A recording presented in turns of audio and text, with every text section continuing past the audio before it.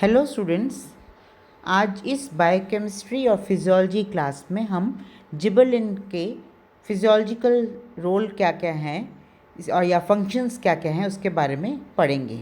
इससे पहले वाली क्लास में हमने जिबरेलिन्स की इंट्रोडक्शन, उसकी खोज किसने करी और फिजियोलॉजिकल रोल हमने स्टार्ट किए थे, जिसके अंदर हमने 3 या 4 इम्पॉर्टेंट फिजियोलॉजिकल रोल्स के बारे में पढ़ा था। आज उसी कंटिन्यूएशन में जिबरेलिन पार्ट सेकंड में हम जिबरेलिन्स के फिजियोलॉजिकल जो रोल है उसको कंप्लीट करेंगे। तो इसमें जो फर्स्ट फिजियोलॉजिकल रोल है, जो कि एक इम्पॉर्टेंट रोल है, वो है मेलनेस, जिसे हम कहते हैं पूर्णजनता। ये जस्ट आपने देखा होगा, ऑक्सिन जो है वो फीमेल प्लांट्स में या फीमेल फ्लावर्स को की प्रोडक्शन को वो इंक्रीज़ करता है। लेकिन जिबरेलिन्स इससे जस्ट इम्पॉर्टेंट है। जिबरेलिन्स जो है मेल पादपों में या पादपों में जो है मेल फ्लावर्स के प्रोडक्शन को इंक्रीज़ करता है। जस्ट अपोजिट है किसके? ऑक्सिन के। तो मेलनेस को जो प्रेरित करता है, फीमेल प्लांट पर अगर जिबरेलिक एसिड का या जिबरेलिन्स का प्रयोग किया जाए तो मेल पुष्पों के निर्माण को जो है प्रेरित होता है, या जिबरेलिन्स जो हैं मेल पुष्पों के जो हैं पुष्पों का प्लांट्स में प्रेरित करते हैं। नेक्स्ट जो है इसका शीत उपचार प्रतिस्थापन मतलब ये एक सब्स्टिट्यूट है कोल्ड ट्रीटमेंट का।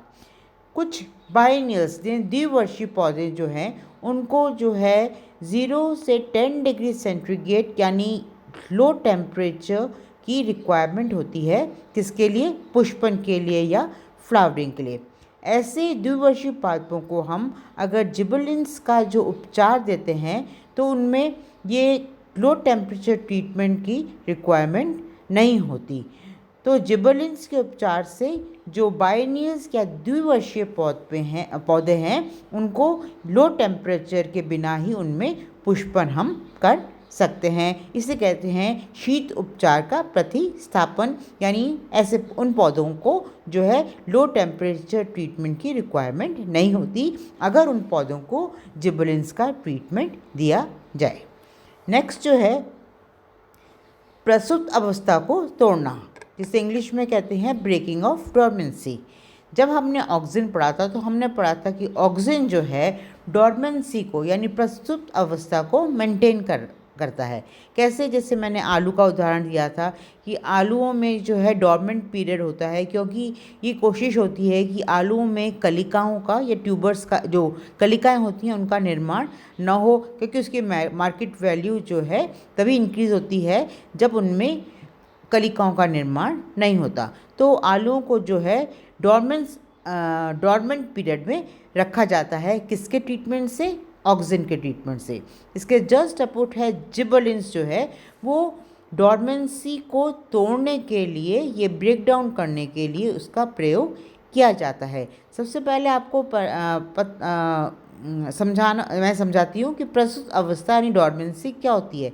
डॉर्मेंसी क्या होती है? रेस्टिंग फेज होती है। तो इसमें जो है कलिकाएं हैं, बर्ड्स हैं या सीड्स हैं, रेस्टिंग अवस्था में होते हैं।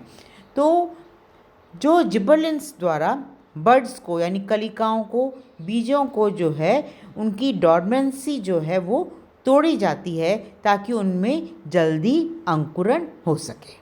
राइट? तो इसे कहते हैं ब्रेकिंग ऑफ डॉर्मेंसी। ये ऑक्सिन के जस्ट अपोजिट बिहेव करता है।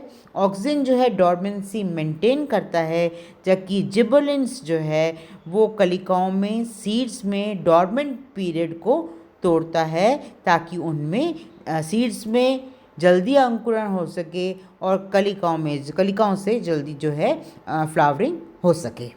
नेक्स्ट जो है स्टूडेंट्स, एलडीपी में पुष्पन को प्रेरित करना।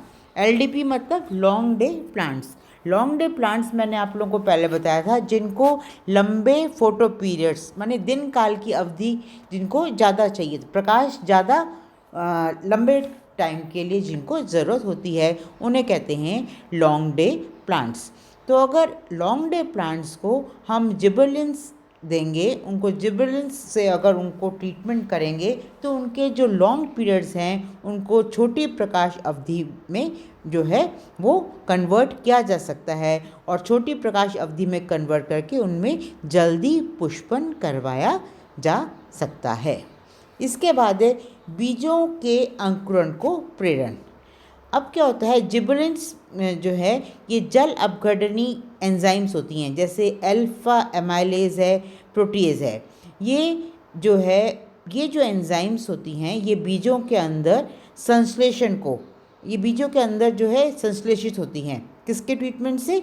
जिबरेलिन्स के ट्रीटमेंट से बीजों के अंदर इन एंजाइम्स का संश्लेषण होता है या सिंथेसिस होती हैं और ये एंजाइम्स जो है बीजों के अंदर जो स्टोर्ड फूड मटेरियल होता है उसको जो है ब्रेक डाउन करती हैं ताकि जो बीजों में जल्दी अंकुरण हो सके। तो ये एक इम्पॉर्टेंट कैरेक्टर है कि जिबरेलिन्स के ट्रीटमेंट से जो हाइड्रोलिटिक एंजाइम है उनका संश्लेषण होता है किसके अंदर?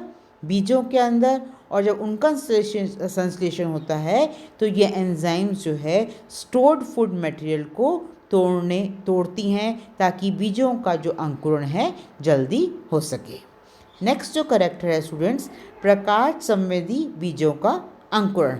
कुछ बीज ऐसे होते हैं जैसे फॉर एग्जांपल टोबैको, तंबाकू के बीज, उन्हें जो है ऐसे बीजों को जो है प्रकाश संवेदी होते हैं, यानी उनको जो है अंकुरण के लिए प्रकाश की आवश्यकता होती है। मैंने एग्जाम्पल बता दिया टोबैको, तो उस और भी बीज होते हैं जिनको अंकुरण के लिए प्रकाश की आवश्यकता होती है। तो जिबरेलिन्स से उपचारित किए गए बीज जो हैं प्रकाश की अनुपस्थिति में भी अंकुरित हो जाते हैं। तो अगर ऐसे टाइप के प्रकाश संवेदी बीजों को अगर जिबरेलिन्स का हम ट्रीटमेंट देते हैं तो उनमें जो है अंकुरण जल्दी हो जाता है और फिर उन्हें प्रकाश की आवश्यकता नहीं होती, मतलब वो अंधेरे में भी उनको अंकुरण किया जा सकता है। नेक्स्ट इम्पॉर्टेंट कैरेक्टर है फलों का आकार बढ़ना। तो फलों का आकार बढ़ना, नेचुरली इसकी मार्केट वैल्यू इंक्रीज़ होगी। तो जैसे फॉर एग्जांपल यहाँ उदाहरण दिया गया है अंगूर के गुच्छों को, तो अंगूर के जो मार्केट वैल्यू है तभी ज़्यादा होगी जब उनके गुच्छे जो हैं वो बड़े हों।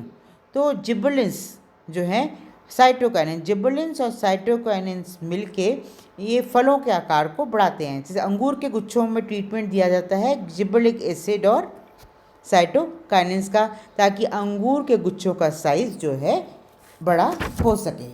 नेक्स्ट आप देखो फलों के आकार को भी ये बड़ा कर सकते हैं। इसका उदाहरण यहाँ दिया गया है पोमेलिन। तो पोमेलिन के जो है इंजेक्शन लगाए जाते हैं। आप लोगों ने आजकल देखा होगा मार्केट में कि एप्पल जो है बड़े साइज़ में आ रहा है, तो इनको एक दिन इंजेक्शन देते हैं पोमेलिन का, नेक्स्ट डे ही ये जो है एप्पल का साइज़ जो है बढ़ जाता है। नेचुरली ये साइज़ जब बढ़ जाता है इनकी मार्केट वैल्यू ज़्यादा होगी। तो ये पोमेलिन क्या है? पोमेलिन जिबरेलिक एसिड और साइटोकाइनिन का मिक्सचर है। और जिबरेलिक एसिड कौन सा है? GA4 और GA2, ये जिबरेलिक के दोनों जिबरेलिक एसिड मिलके, और साइटोकाइनिन कौन सा? 6 बेंजाइल एडेनाइन। तो ये जिबरेलिन्स और साइटोकाइनिन्स मिलके जो है कहलाते हैं पोमेलिन, और पोमेलिन द्वारा एप्पल का साइज़ जो है वो काफ़ी बढ़ जाता है। लास्ट कैरेक्टर है स्टूडेंट्स फर्मेंटेशन। तो जिबरेलिन जो है फर्मेंटेशन को हिंदी में कहते हैं किण्वन।